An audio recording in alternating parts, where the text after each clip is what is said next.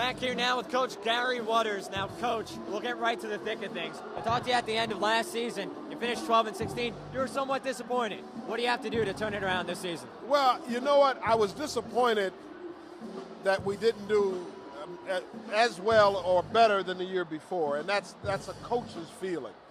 But I wasn't disappointed how the season ended, though. If you remember, we beat a number 8 team by 20 points. We should have beat Syracuse at Syracuse. The other game that we played was we led at halftime against St. John's on the road. So for the future, I've seen very bright things happening.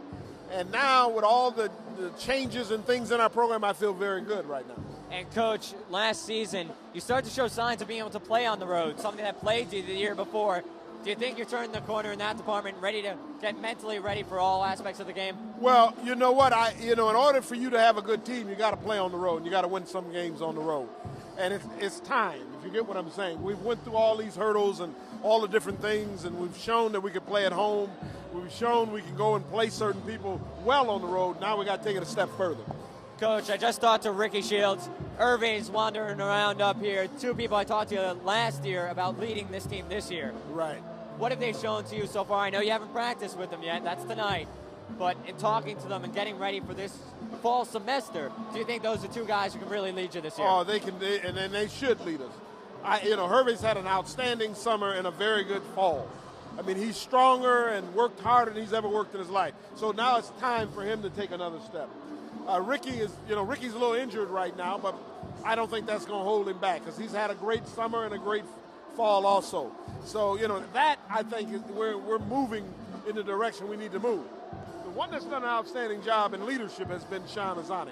This is his senior year. He wants to go out in style. He wants to feel good about what he has accomplished here, and I think he's going to lead that charge. Now, Coach, in the offseason, there's a lot of speculation about recruiting, who did come, who didn't come. How do you get past that? How do you get the players in here that you want and just move on? Well, you know what, and that's what they got to stop talking about, and that's when I start this year and I'm going to my first media, I'm going to tell them, forget about who didn't come, because who didn't come, one of them was going to be a player that was going to take time to develop. Antwi did not make it, but that's okay. Now we got to worry about who's here, and the three guys that are here, as good a freshmen coming into this league as anyone else. You have Doobie, Webb, and Joins. Yes. Joins is a big guy, 6'9", 280. Some talking about him playing defensive line for Rutgers instead of center. Let me tell you how strong he is. In our final post test, he bench pressed 400 pounds. I don't even think I can look at 400 pounds with actually thinking about lifting him. But, Coach, these are three talented freshmen, as you said yourself.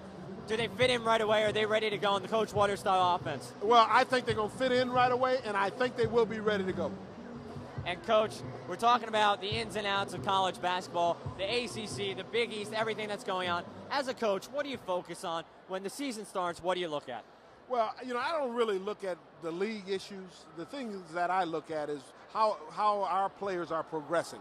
If they're not progressing and they don't feel that they're going to compete at this level, then I got a problem. I don't think that's the case. I think our kids are excited, and you know what? They're gonna rate us wherever they want to rate us, and I think our kids are excited about that because that brings on a challenge, and I think it's going to be pretty good. Coach, you spoke a little bit about Ricky being a little bit injured. You do have limited numbers as far as scholarship players are concerned. Now, Calvin Wooten went down with that injury in the springtime. How's he coming along? Is he going to be ready for regular season play, Big East play? I don't think he'll be ready for a regular season play, but I want to get him a couple of games under his belt before we go into Big East, and I think he will be ready to do that. He's been working hard. He knows the challenge that's ahead of him, but I think he's hungry. See, I think people succeed when they feel that they have to work hard for something. And then if those type of people are people that have a good work ethic, only positive things occur. And, Coach, you have some marquee matchups coming in here to the RAC and also some on the road. You play Penn State on the road, an old rival from the 60s and 70s, going back to that one.